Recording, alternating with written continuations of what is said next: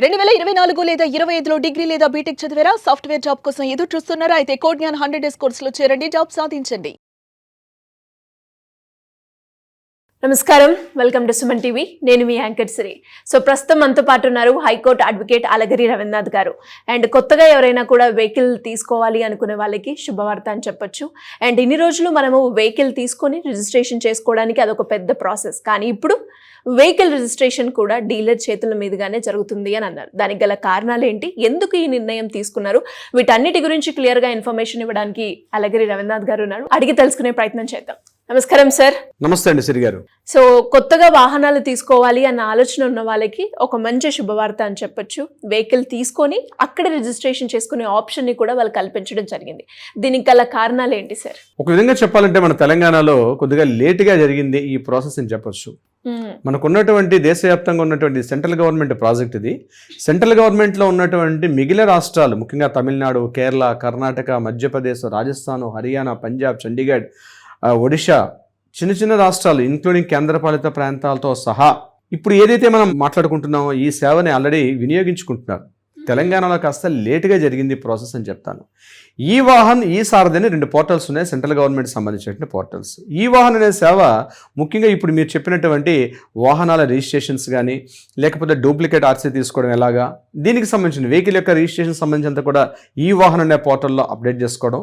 ఈ సారథి అని చెప్పి మరొక పోర్టల్ ఉంది. ఈ సారథిలో ఏముంటుందంటే పర్సనల్గా డ్రైవింగ్ లైసెన్స్ ఎలా అప్లై చేసుకోవడం, 30 డేస్లో డ్రైవింగ్ లైసెన్స్, కొంత న్యూ డ్రైవింగ్ లైసెన్స్ రెన్యువల్ చేసుకోవడం, ఇవన్నీ కూడా ఈ సారథికి సంబంధించిన డ్రైవింగ్ లైసెన్స్ ఒకవేళ థఫ్టింగ్ అయితే ఆ కొత్తగా మళ్ళీ డూప్లికేట్ డ్రైవింగ్ లైసెన్స్ ఎలా తీసుకోవడం, అడ్రస్ చేంజెస్ చేసుకోవడం, ఇవన్నీ కూడా ఈ సారథి అనే పోర్టల్లో ఉంటాయి. ఈ వాహనంలో వెహికల్ సంబంధించినటువంటి ప్రాసెస్ అంతా కూడా ఉంటుంది. ఇప్పుడు నేను చెప్పినట్టుగా మిగిలిన రాష్ట్రాలన్నింటి కూడా ఆల్మోస్ట్ స్టార్ట్ చేశారు. తెలంగాణలో మాత్రం ఈ 2026 జనవరి, బహుశా జనవరి 8-9 తారీఖులో మనకి రవాణా శాఖ మంత్రి నుంచి కూడా అనుమతి రావడంతో బహుశా ఈ పండగ పూట కొత్త వాహనాలు తీసుకునే వాళ్ళందరూ కూడా ఒక శుభవార్త అని మీ భాషలో చెప్పొచ్చు. ఎందుకంటే రిజిస్ట్రేషన్ చేసుకోవాలి అంటే మనం వెహికల్ తీసుకున్న తర్వాత మనం ఇమీడియట్గా మనకు ఒక టీఆర్ నెంబర్ ఇస్తారు. ఆ టీఆర్ నెంబర్ తోటి మనం పెట్టుకోవడం, మళ్ళీ రిజిస్ట్రేషన్ ఆఫీస్కి వెహికల్ తీసుకువెళ్ళడం, అక్కడ స్లాట్ బుక్ చేసుకోవాలి. స్లాట్ బుక్ చేసుకున్న తర్వాత ఆ టైంలో మనం ఆఫీస్ వర్క్స్ కానీ బిజీగా ఉంటే కూడా అవన్నీ మనం మానుకొని అక్కడ రిజిస్ట్రేషన్ ఆఫీస్లో వెళ్ళి ఆ ప్రాసెస్ అక్కడికి వెళ్ళి మనం ఫీజులు పే చేసుకోవడం, అవన్నీ పేమెంట్ చేసిన తర్వాత అక్కడ బ్రేక్ ఇన్స్పెక్టర్ గారు మన వెహికల్ దగ్గరికి వచ్చి వెహికల్ తనిఖీ చేస్తారు.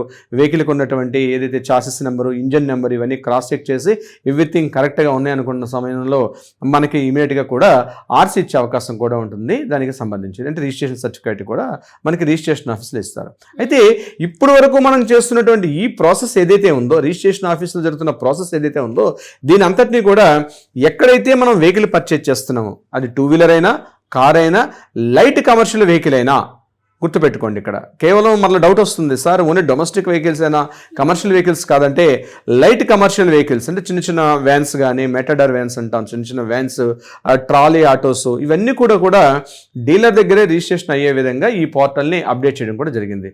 అంటే మనకు సరైన పత్రాలని ఏదైతే మనం టీఆర్ నెంబర్ సబ్మిట్ చేస్తామో ఇదే ప్రాసెస్లో రవాణా శాఖ అధికారులు కూడా ఈ యొక్క డీలర్ దగ్గరకు వచ్చి అక్కడి నుంచి వాళ్ళు ఆ ప్రాసెస్ అంతా కంప్లీట్ చేసి మన ఆర్సీ మాత్రం మన ఇంటికి పంపించే ప్రయత్నం చేస్తారు. అంటే జెన్యూనా కాదని తెలియాలంటే పోస్టల్ అడ్రస్ మనం ఇస్తాం కాబట్టి పోస్టల్ అడ్రస్లోకి ఆర్టీ ఆఫీస్ నుంచి మన ఈ ఆర్సీ మాత్రం అక్కడ స్పాట్లు ఇచ్చే ప్రయత్నం చేయరు.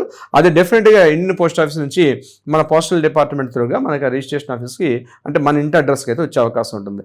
బట్ ఏదైతే ఇప్పుడు మనం చెప్పిన ఈ ప్రాసెస్ అంతా కూడా ఇది రిజిస్ట్రేషన్ ఆఫీస్లోనే జరిగిపోతుంది. అయితే ఇది కేవలం ఇప్పుడు నేను చెప్పినట్టుగా బైక్స్ కానీ, కారు కానీ, light motor vehicle, light commercial vehicles, ఆటోలు, ట్రాలీలు, చిన్న చిన్న వాటికే చేస్తారు తప్పించి భారీ వెహికల్స్ ఉంటాయి, అంటే హెవీ మోటార్ వెహికల్స్ ఉంటాయి, అంటే లారీలు, కంటైనర్స్, గ్యాస్ చాంబర్స్, ఇట్లాంటివి చేసేటప్పుడు మాత్రం వీటికి మాత్రం తప్పనిసరిగా రిజిస్ట్రేషన్ ఆఫీస్కి వెళ్ళాల్సిన అవసరం అయితే ఉంటుంది తప్పించి అటువంటి వెహికల్స్కి మాత్రం డీలర్ దగ్గర మాత్రం రిజిస్ట్రేషన్ అనేది ప్రాసెస్ అయితే ఇప్పటికి ఇచ్చినటువంటి గవర్నమెంట్ ఇచ్చిన జీవోలో మాత్రం అయితే మనకి ఇక్కడ కనిపించట్లేదు. మరొకటి, మనకి ఏదైనా ఫ్యాన్సీ నెంబర్ కావాలి. చాలా చోట్ల మనం చూస్తుంటాం ఫ్యాన్సీ నెంబర్ మీద. మొన్న రీసెంట్గా ఫ్యాన్సీ నెంబర్ మీద కూడా రాష్ట్రానికి లాస్ట్ మంత్ కొన్ని లక్షల రూపాయల ఆదాయం వచ్చింది. సో ఇక్కడ ఫ్యాన్సీ నెంబర్ ఆప్షన్లో వెళ్ళేటప్పుడు మాత్రం అది మాత్రం ఈ రిజిస్ట్రేషన్ ఆఫీస్లో జరుగుతుంది తప్ప డీలర్ దగ్గర మాత్రం ఈ ఫ్యాన్సీ నెంబర్ల ఆప్షన్ జరగదు. ఎప్పుడైతే ఎవ్రీ మంత్ ఒకసారి కానీ వీక్లీ వన్స్ కానీ ఎప్పుడు ఆర్టీఏ డిపార్ట్మెంట్ వాళ్ళు ఎప్పుడైతే రిలీజ్ చేస్తారో ఫ్యాన్సీ నెంబర్స్ రిలీజ్ చేస్తారో ఆ ఓపెన్ ఆక్షన్లో వాటిలో పార్టిసిపేట్ చేసి ఓపెన్ ఆక్షన్ ద్వారా మనం అక్కడ స్లాట్ బుక్ చేసుకోవడం, అప్పుడు అటువంటి సందర్భాల్లో మాత్రం దీనికి సంబంధించి రిజిస్ట్రేషన్ ప్రాసెస్ మాత్రం రిజిస్ట్రేషన్ ఆఫీసులో జరుగుతుంది తప్పించి ఇక్కడ మాత్రం డీలర్ దగ్గర జరగదు. సో ఓన్లీ ఓపెన్లో ఉన్నటువంటి రిజిస్ట్రేషన్ నెంబర్స్ ఏవైనా మన ఆప్షనల్గా మనకి మొబైల్లో కానీ యాప్లో కానీ ఏవైతే కనిపిస్తాయో వాటికి సంబంధించి మాత్రమే మనకి ఇక్కడ రిజిస్ట్రేషన్ అవుతుంది తప్పించి మిగిలిన వాటి విషయంలో జరిగే అవకాశం కూడా ఉండదు. సో కొంతవరకు సమయాభావం, కొంతవరకు టైము, కొంతవరకు మనకి డిలే కాకుండా ఫాస్ట్ మూవ్మెంట్ జరిగే అవకాశం ఉంది. కానీ యాజ్ బీయింగ్ గా నేను కామన్ సిటిజన్గా నేను చెప్పేది ఏంటంటే ఈ ప్రాసెస్లో కూడా కొన్ని అవకతవకలు జరిగే అవకాశం ఉంటుంది. కాబట్టి రిజిస్ట్రేషన్ ఆఫీస్లో మనం అనుకుంటాం టైం సేవ్ అవుతుందని, ఓకే గుడ్ బాగానే ఉంటుంది. కానీ అన్ని వెహికల్స్ కూడా టోటల్ వెహికల్స్ ఇప్పుడు నేను చెప్పిన భారీ వెహికల్స్ కానీ లైట్ వెహికల్స్ కానీ అవన్నీ కూడా డీలర్ దగ్గర చేస్తే బాగుంటుంది. బట్ దీని అడ్వాంటేజ్ తీసుకుని కొంతమంది అక్రమార్కులు కూడా తప్పుదోవ పెట్టే అవకాశం ఉంటుంది. బట్ ఇది కేవలం గుర్తుపెట్టుకోవాల్సింది అంటే కొత్త వెహికల్స్కి మాత్రమే వర్తిస్తుంది తప్ప పాత వెహికల్స్ కానీ చేంజ్ చేసుకున్న, ఆక్షన్లో పర్చేజ్ చేసుకున్న ఇతరత్ర కారణాలు మాత్రం అప్పుడు మాత్రం మనం రిజిస్ట్రేషన్ ఆఫీస్కి వెళ్ళాల్సి వస్తుంది.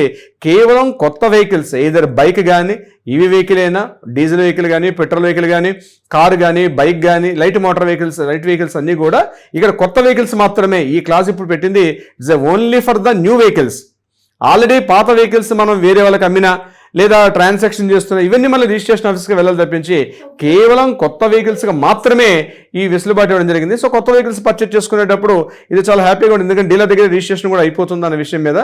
బట్ ఇది ఎంతవరకు సక్సెస్, కొన్ని రాష్ట్రాల్లో సక్సెస్ అయింది, బట్ మన తెలంగాణలో ఎంతవరకు సక్సెస్ అవుతుంది మన కాలం వెయిట్ చేస్తే మన కాలమే పరిష్కారం చెప్పే ప్రయత్నం చేస్తుంది సిరిగా. Great sir, great information.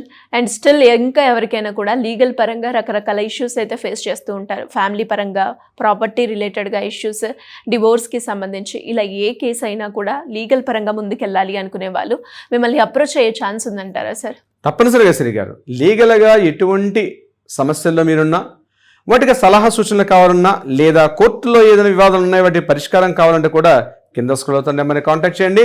తప్పనిసరిగా మా లీగల్ టీం మీకు అప్రోచ్ అవుతారు, కావాల్సింది ఒక దిశానిర్దేశం చేసే ప్రయత్నం కూడా చేస్తారు. సిరి గారు thank you sir, thank you so much. Thank you so much అండి సిరి గారు.